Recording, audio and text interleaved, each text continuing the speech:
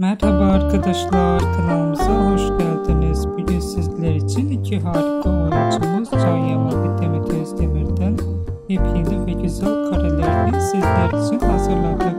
Can Yaman ve Demet Özdemir çifti Erkenci Kuş dizisinde birlikte rol almış ve sevgili olmuştular ve yollarını ayırmıştılar.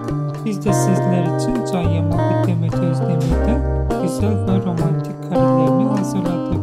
Bu videoların devamı gelmesini istiyorsunuzsa kanalımıza abone olup yorum yazmayı unutmayın. Herkese teşekkür ederiz.